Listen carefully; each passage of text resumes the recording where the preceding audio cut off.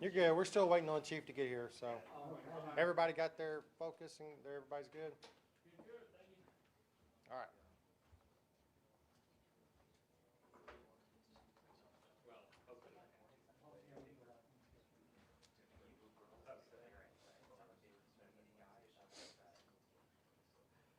Billy. JoJo.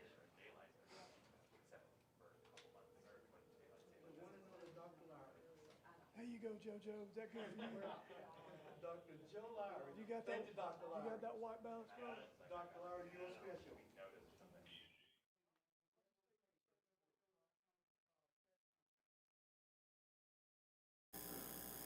Thank you for joining us here at the First Alert Desk on Atlanta News First Plus. As you can see right now, Cobb County Police are preparing to deliver an update into a shooting that rocked the Powder Springs community yesterday.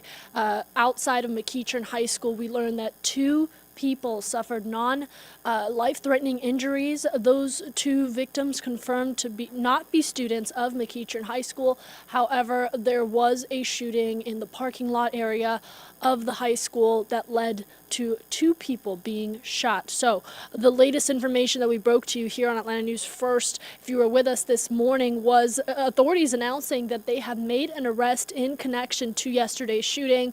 This news conference right here expected to give detail into that arrest and the latest findings of the investigation, which again really caused a lot of concern for community members, for parents, for some students who were watching here with us as we broke that to you yesterday. Right now, we are just waiting for the Cobb County Chief of Police to walk up to the podium and give the latest information from authorities. What I can tell you right now is that earlier this morning, an arrest was announced. Police say they have identified 17-year-old Scott of Powder Springs as a suspect. Now, he was taken into custody in Union City without incident and charged with 2 counts of aggravated assault and 1 count of possession of a firearm on school property. That's according to police. Now, during this news conference, we are expecting to learn a little more about the suspect, or whether there are more people being investigated, and hopefully the condition and status of those 2 victims. The last we heard was yesterday that 2 people suffered non-life-threatening injuries. So any moment now, we'll take you out live to remarks from Cobb County Chief of Police, as well as Cobb County investigators who are leading this investigation, in addition to the several units that we saw responding yesterday: Powder Springs Police, Cobb County School Police, now Cobb County Police taking over this investigation. The school district yesterday telling us in a statement that, quote, although details are not publicly available, an arrest was made overnight, and as the Cobb County Police Department said, they are confident our school is safe. The people, tools, and training which keep our students safe worked. After a difficult day, McEachern High School will continue to teach and learn today on a normal schedule with extra police and counselor staff on campus to provide support for students and staff. So that quote directly from the Cobb County School District received today, this morning. I want to clarify, following news that an arrest was made. That is our latest development that we're following, and a lot of questions surrounding that, including what prompted this shooting to take place. So let's take you to live remarks from Cobb County Police. I'd like to introduce Dan Farrell. He is our deputy chief. Dan is over our special units, to include our homicide unit, our violent crime bureau, and a host of other special units that we have. First of all, thank you guys. I would like to qualify this a little bit in that we did not know you would be here. So we are going to give some very basic information. May not be as much as you're looking for, but we did prepare a press release this morning. I'm going to read that press release, and then I'll take some questions. And because some of those questions may be a little bit more detailed than I'm able to answer, Deputy Chief Farrell's here to assist. And again, I would just ask for your respect in the fact that there's going to be a lot of information that we're not going to be able to release right now. We're in the middle of an active investigation that really has been going on since the start and will continue not only until we make all arrests that we need to make, but also thereafter in preparing the case. So we have a lot of work to do, and we're going to guard that investigation and the future prosecution of this case. So forgive the brevity of what we're going to talk about today. We'll do the best we can to answer your questions. Cobb County Police and several local law enforcement agencies responded to McEachern High School at 2400 New Macklin Road, Powder Springs, Georgia 30127, following a reported shooting incident. Upon arrival, officers discovered 2 individuals in the school's parking lot with non-life-threatening gunshot wounds. Notably, the victims were not McEachern students, but had engaged in a physical altercation with McEachern student. Scott Four, that's SCOTT, FOOR, 17-year-old from Powder Springs, who was originally a witness to the altercation, produced a pistol and shot both victims. Another unidentified suspect also brandished a firearm, engaging in gunfire without causing any further injuries. The subsequent investigation involving leads and witness interviews identified Scott Four as a suspect. The Cobb County Police Violent Crimes Bureau successfully apprehended Four in Union City, Georgia without incident. Four now faces charges of aggravated assault, 2 counts, and possession of a firearm on school property. While Four is in custody, the investigation remains active as authorities work diligently to identify the second shooter, and anyone with pertinent information regarding this incident is asked to contact Cobb County Police Department Major Crimes Unit at 770-499-4111. As you know from yesterday's incident, we had a few fewer details than we have today. We had high confidence in the responding officers and all of the public safety staff that showed up quickly. And that confidence was not misplaced. It was an amazing demonstration of cooperative, heroic efforts from our police officers and the law enforcement agencies around here, plus all the other public safety individuals that were there. I would like for us to first understand that when these calls come out, we don't know what we have. We don't know if we just have 2 students or 2 individuals shot in a parking lot, or if we have an active shooter. But the actions of these officers and the actions of the firefighters, EMTs, the 911 operators that came to assist us, I don't think can really be overestimated. You have to hear it to believe it, but these men and women literally go into these schools to do the job that most rational human beings would not be able to do in a situation like this. So, of course, I want to commend everybody and all the different agencies that helped with this, and reiterate that it was not an active shooter, and that what we have right now is really an investigation into 2 people who were shot. I know we mentioned the Violent Crime Bureau in this press release, but it'd be remiss if I did not also mention our Crimes Against Persons, our major crimes unit, which works homicides and serious crimes against persons, an amazing unit who creates leads sometimes when there don't seem to be any. They did a fantastic job, and they're the ones that, with help from others, that were able to identify this individual so quickly.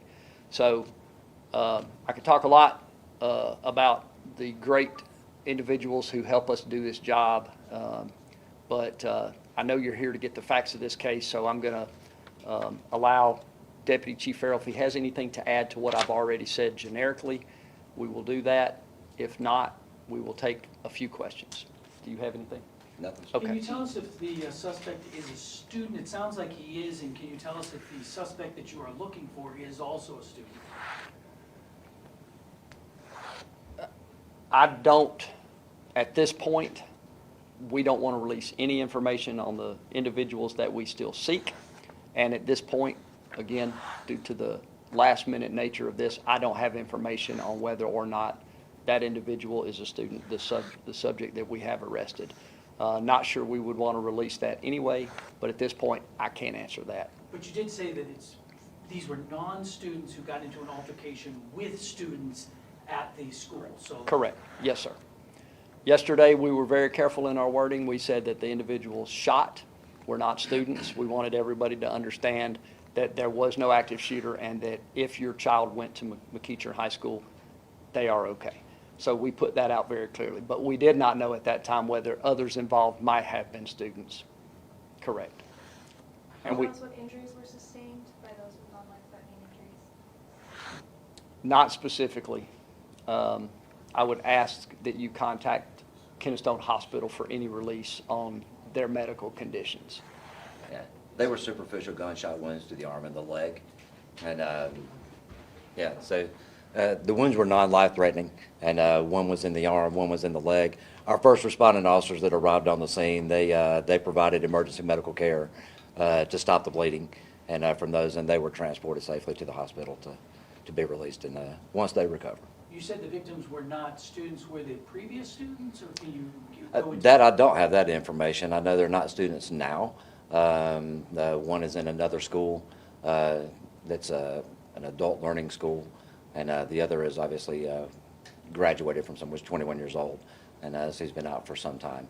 The reason we don't have the information on the subject last night, the arrest and the identification came so late, it's after school hours, so there's no one for us to contact through the school to find out if this is actually a student there. You guys had that video that was posted on social media. Was that of any assistance in this, or were you able to do this all through just interviews? Well, it was of assistance, and for us to see how many people were involved, and to give us a little idea of what we were working with. Most of the information came from just good detective work and interviews, and to get information out of the people. Once we started identifying people in the videos, and we had some phone calls from concerned citizens that had information as well. And then through the interviews and the investigation, that's what led to the identification. Of the individual arrested, does he have a history with you all? Has he been locked up before? I could not tell you that. I have not gone down and reviewed their report. This actually, the detectives worked until very early morning hours on this case. They still got a lot of work to do. They went home to get some sleep. They'll come back and work on it again today.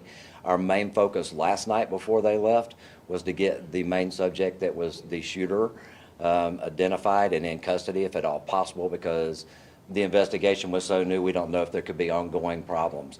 And as we wanted to really make sure that we got our hands on him last night before we left and got him into custody for the safety of everybody. So he's the main student, or he's the main suspect in this case? He is right now, yes, he is in custody. And then, just to be clear, the video, that is part of your investigation? Correct. And there's a lot of videos that are part of an investigation, yes, sir.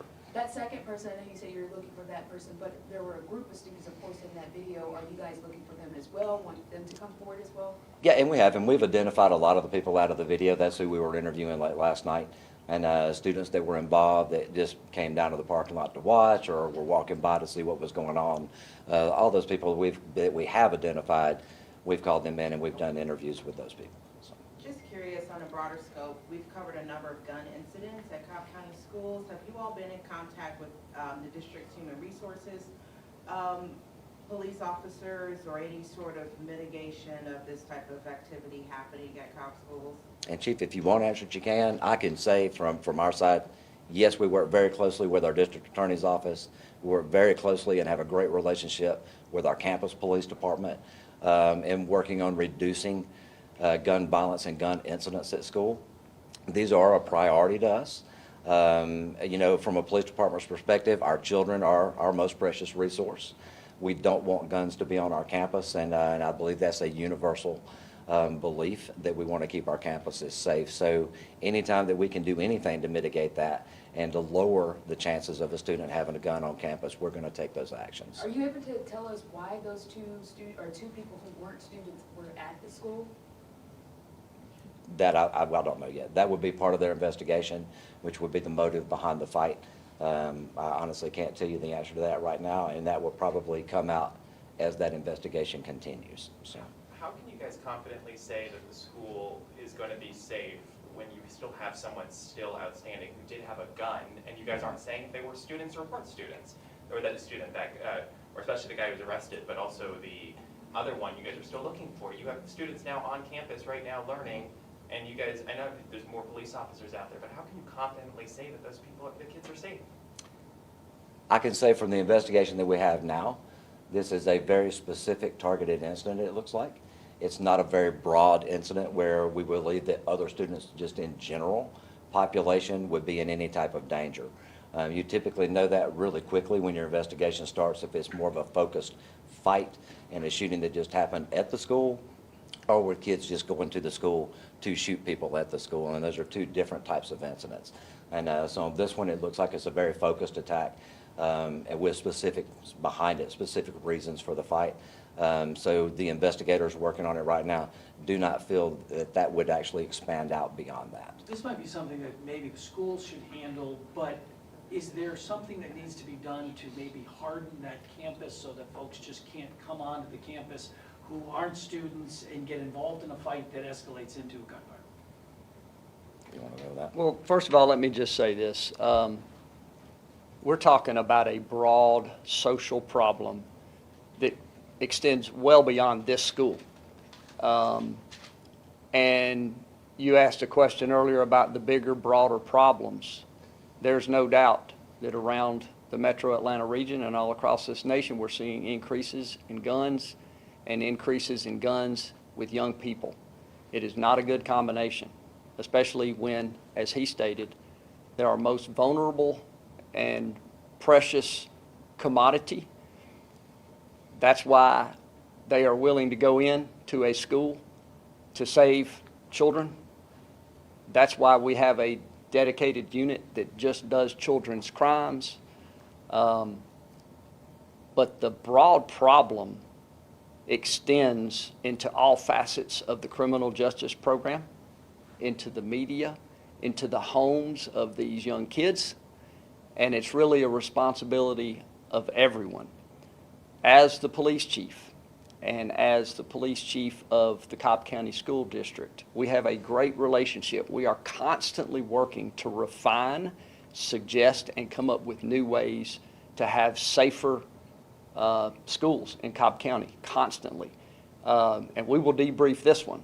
We already know certain things that we think would be proactively helpful that we could probably do. But I will say this, the safety of our students is still the main goal, and we still feel comfortable that they are safe. As he stated, we know on the front end with a call like this is either an active shooter or this is probably, if it's not an active shooter, it's probably going to be a known offender where there's some type of relationship and those folks are upset with each other, causing that. So that's the same type of situation we have out in the real world aside from the school. So yes, are there things we could do? Probably so. But we believe we are doing a great job of collaborating not only with the school police and the police department, with the sheriff's office, but also with our judicial system, which is something I toyed with yesterday in the press conference. But we meet routinely with our district attorney, our magistrate, our chief magistrate, to coordinate when we see things in the field that we think we could refine. We definitely talk to them. We have routine meetings with them to address guns, especially convicted felons with guns. That's an important thing for us to recognize as a society, that a convicted felon with a gun is a problem and we need to take it seriously. Young people with guns, gangs and guns, drugs and guns.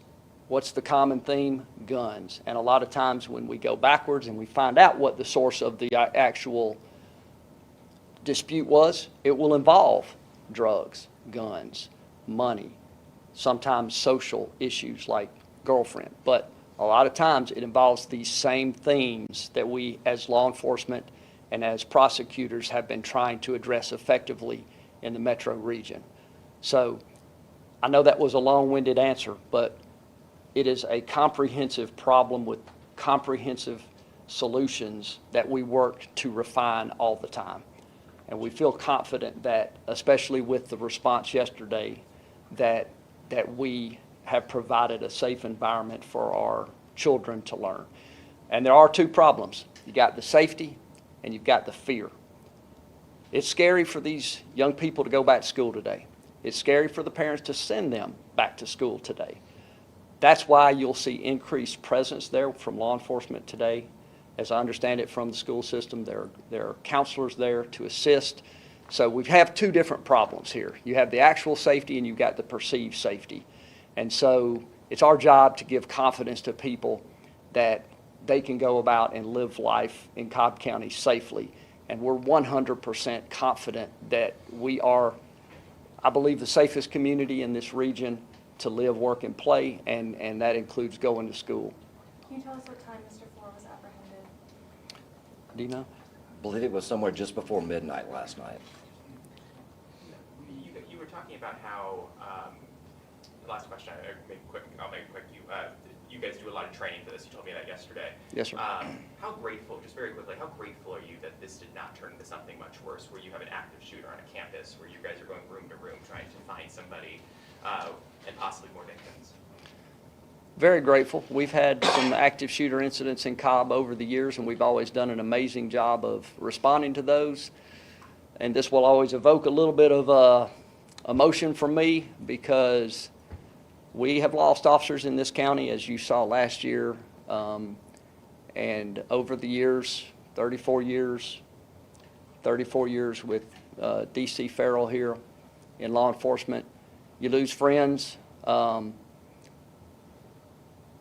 job's pretty safe these days, but it's not so safe for the men and women that are out there doing it. The Violent Crime Bureau constantly is placed in harm's way to go find these offenders. We captured 2 homicide suspects the night that we had our officer-involved shooting, when our officers were shot at in Precinct 4. You hear this on the radio, and you have a renewed appreciation for the officers, but you also have renewed fear for their safety. And to hear them going in contact teams are the teams that go in to find the suspect. They will bypass injured persons, people screaming, people afraid, and they will go try to find the offender, the person that's doing the shooting, and then they will try to stop that. So you can hear the radio traffic going, and as you start to realize that it doesn't look like an active shooter, there's a little bit of you as the chief and as leaders that calms just a little bit as you get closer to the scene and you hear more and more. It doesn't look like my officers are going to get killed. Any of the kids are going to get killed. But the tragedies that we have seen around this nation, especially at the elementary schools, is just beyond words. So the thankfulness extends well beyond the safety of our officers and our public safety personnel, well beyond that. So I just thank God that it wasn't more serious. Was it just one McEachern student involved in a physical altercation outside, or were there multiple McEachern students in the parking lot shooting? I don't have that information, how many actual students were. There was at least one student there, yes, ma'am. I have no idea how many others. What's that? One more question? One more question and we'll be done. If there is one. I just want to clarify, shot in the arm and the leg of the victims? Correct, one was shot in the arm, one was shot in the leg. And the suspect you're still looking for is on a weapons charge, basically, is that correct? I believe so, yes, but I can't confirm You've got that. the shooter, the one who shot. We don't know the charge. Right now, we don't have those charges. Again, this was very last minute, so we'll refine that for you guys and get some more information out through our PIO. Thank y'all. Ladies and gentlemen, thank you for coming out today for the press conference. Thank you, Chief. Thank you, Deputy Chief. Okay, thank you. Hang up your sound. All right, so you just heard from Cobb County Police. Let's try to get that volume from the news conference lowered just so you can hear me a little better. But some updates to come out of that for you. We did lose our shot there. 2 individuals in the McEachern High School school parking lot did suffer non-life-threatening injuries. We knew that, of course. Now we know more details about those injuries.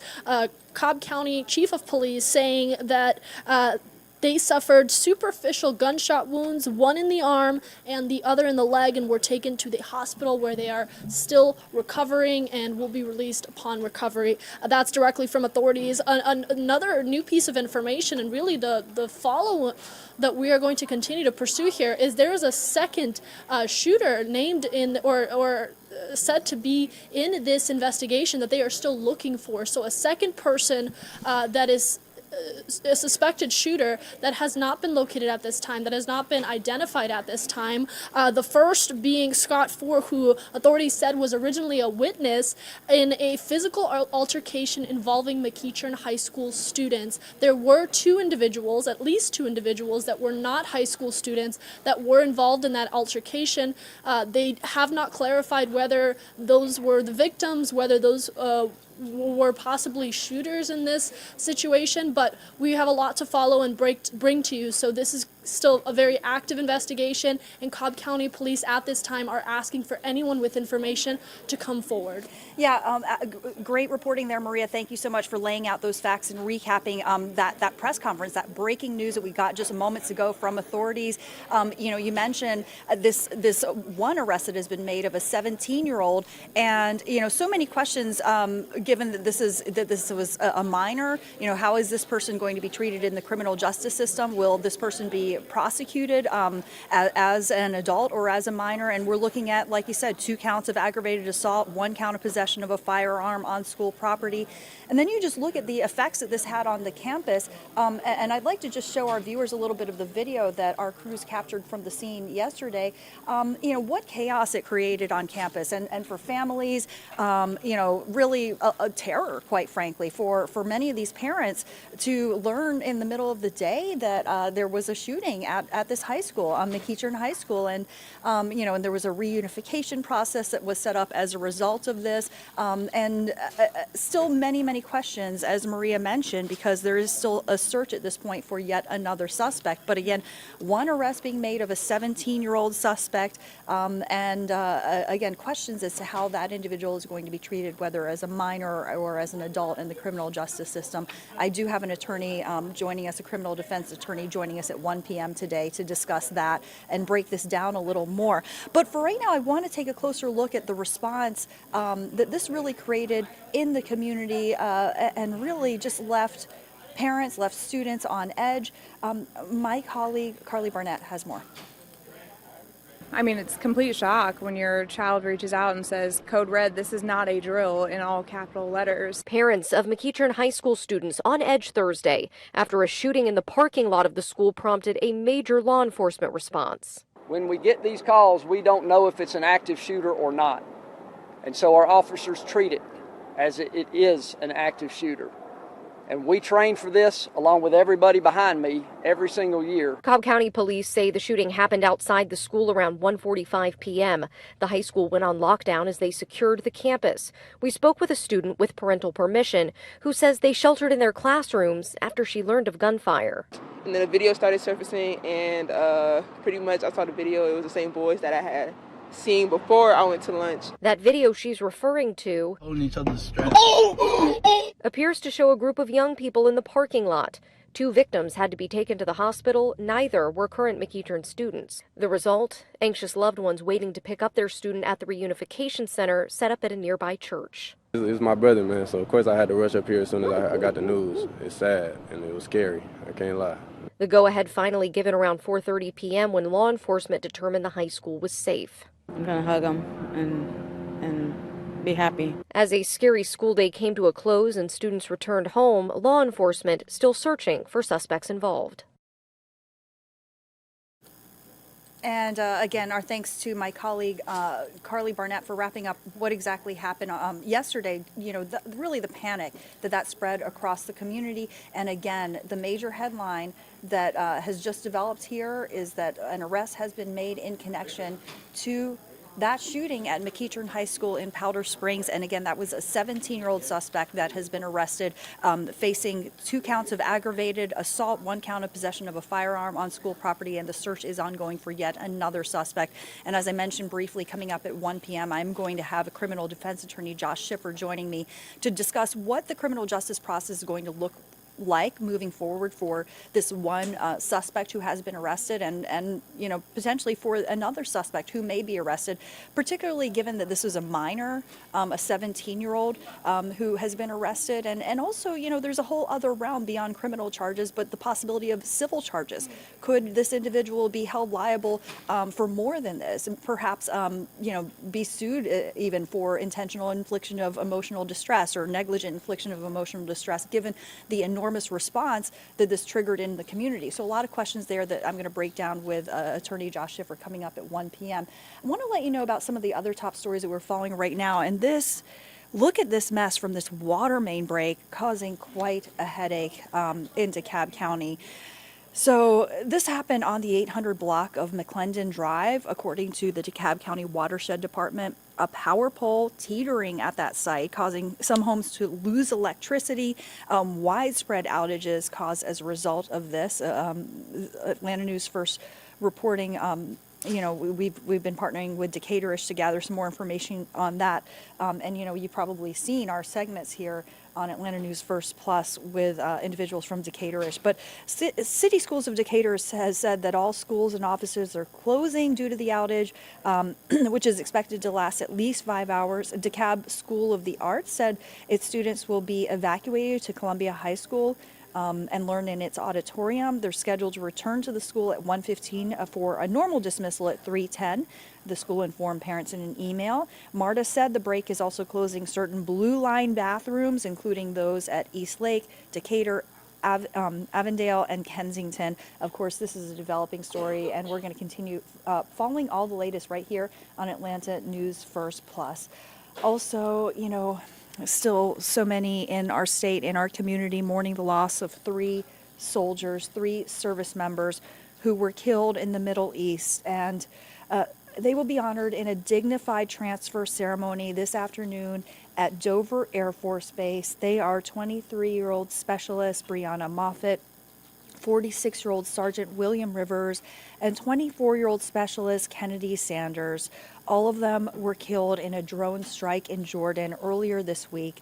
President Biden will be at the ceremony this afternoon at Dover Air Force Base to honor these young lives lost. And, he did land in Delaware last night ahead of the remembrances. The president has said that his military personnel are preparing to retaliate. Okay, I'd like to update you now on another story that we have been following here on Atlanta News First Plus. And we brought you this as breaking news yesterday when there was a huge human trafficking bust, shall we say, an investigation underway. At least 20 people have been detained in relation to this human trafficking case. And the investigation really started because police received several calls about a shooting at the house and apparently had reports of suspicious illicit activity, but had not had the probable cause to justify actually making an arrest and detaining individuals until the shooting that happened yesterday. So let's turn to my colleague Madeline Montgomery for more. Gunshots, partying, and cars peeling off. Sounds that became background noise along Orley Terrace in the city of South Fulton. Throughout the night hours, they would just come as if it was a club or an event center. Neighbors suspected what was going on here was more sinister than out-of-hand partying. Ubers coming to pick up young ladies walking out with suitcases. So obviously it leads us to believe it was something with some sex going on. Terrible. It was going on right in front of our eyes. That's what's disturbing. We can see what they're doing, and the police have their hands tied. I filed a report. So I was going, the officer said, I can't do anything. I can't go into their house, unless I have a reason. Shots fired in front of officers today finally gave them the probable cause they needed. Police say 20 people were detained, most of them women, ages ranging from 16 to 40. And an initial review of the location revealed that we had received quite a few complaints about illicit activity occurring in and around this particular residence. We've had complaints about possibly sex trafficking. Why did it take so long for police to make a move? The Georgia Bureau of Investigation says it takes a lot of effort and paperwork to finally make arrests in most trafficking cases. Senator John Ossoff just introduced a bill aimed at making human trafficking investigations and arrests less complicated. It's called the Preventing Child Trafficking Act of 2024. We want to empower federal law enforcement and law enforcement at every level to investigate, arrest, and prosecute traffickers before they can harm children.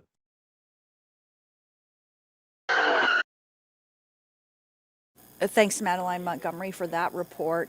I also want to let you know, of course, we've been bringing you gavel-to-gavel coverage of the YSL RICO trial involving rapper Young Thug, real name Jeffrey Williams, and 5 other co-defendants who were accused of operating a criminal enterprise, a criminal street gang called the Young Slime Life, which, of course, the defense has said is just a record label, Young Stoner Life. Well, court is dark today. I want to let you know that right off the bat. But when it does resume, on Monday, we can watch our gavel-to-gavel coverage here on Atlanta News First Plus. But I do want to let you know there's a very big decision that is set to potentially be made today. And this is about a motion that was filed by the prosecution to limit how much media outlets like us can record witness testimony during the trial. So the attorneys are going to meet with a judge outside the presence of the jury, and they're going to talk about this issue, whether witnesses can be filmed, whether we can continue actually even broadcasting the way that we have been to show you live coverage of what's happening inside the courtroom. There is concern that broadcasting in this way could essentially lead to juror bias and also impact the testimony from witnesses.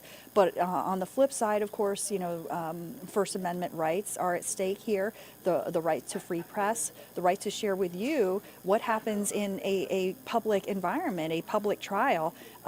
So if there's no agreement that is reached between attorneys, there will be a motion hearing. There will be a hearing for this motion next week, but this is an issue that we do want to let you know is up for debate. We're going to keep following the latest outcome on that. Okay, in the meantime, it's Friday. We got to talk about the weather here. First Alert meteorologist Rodney Harris. It has been a beautiful day so far, and we hope to have more beautiful days. Okay, Joe, we're going to start with the first alert that we have in place for Sunday. We want to get you to the next opportunity for rain here across metro Atlanta. So on Sunday, we have a first alert, not only for rain, but also because of the wind, which is going to kick up, sustain at about 20 miles per hour, and it'll also be colder. And then as we go into Monday, we also have a first alert for morning showers. Monday's first alert is starting to trend downward, which is good news. And I'll walk you through that process right now. So first, I want to start with the cold on Sunday. So we're near 70 degrees this afternoon. We're about, we're in the 60s on Saturday, and we'll see plenty of sunshine both today and tomorrow. But by Sunday, we will have cold air moving in, plus the wind will pick up. So Sunday morning, as you're getting out the door, headed to church, what it'll feel like on your skin, the wind chill will be 31 degrees. That's not out of the ordinary for the morning, but notice when we take you to lunchtime on Sunday, the wind chill is 32 degrees. Freezing, so we're not really warming up Sunday afternoon. By 5 o'clock, we're still seeing a wind chill of 36 in Atlanta. So again, Sunday will be a day where it will feel cold on your skin. You'll need the coat all day. That's part of the first alert. The second part will be the rain that will be moving in. So we'll start our high-resolution forecast model on Sunday morning. This is at 7 o'clock. It will be dry as you're going to church on Sunday morning, but by lunchtime, showers will be moving in from the southwest to the northeast. So from Atlanta to Carrollton to Griffin to LaGrange southward, you will have showers moving in by lunch on Sunday. That rain will spread northeastward, and light showers will continue throughout the afternoon and evening in metro Atlanta. We're not forecasting any thunderstorms, no severe weather, not even any flooding, but that rain will be a nuisance Sunday afternoon and evening. And again, combined with the cold, that is your first alert for Sunday. Now, as we take you into Sunday night going into Monday, particularly this is like 1 o'clock on Monday morning, notice how a lot of that rain starts to shift back to the south. So Monday morning, we still have a first alert for at least the potential of some showers that will be around as you go to work on Monday. I will say that if the models continue to trend drier, then we'll drop the first alert for Monday, and that does look like it'll be the case. As of now, we're keeping it just because it looks like it may still be wet as you're driving to work on Monday. But even if we see showers Monday morning, they will quickly be out. So most of Monday will actually be dry. So here's your hour-by-hour timeline for Sunday. 9 a.m. Sunday morning, it's dry, but from brunch and beyond, what you see highlighted in red, that is a first alert for rain. For Monday, the first alert is just for your AM commute, for the potential for showers being around, and then by lunchtime Monday and through the rest of that day, it'll be completely dry. So that's a look at what you can expect for Sunday and Monday. Again, both days of first alerts. Until then, though, what an amazing day we have in store today. Again, sunny skies, near 70 this afternoon, 60s and mostly sunny on Saturday. So we hope you can get out there and enjoy this weather over the next day or so, because it will be nice before that first alert kicks in. On Sunday, we'll have an updated forecast for you on Atlanta News First at noon. We hope you guys have an amazing day, an amazing weekend, and until next time, we'll see you soon.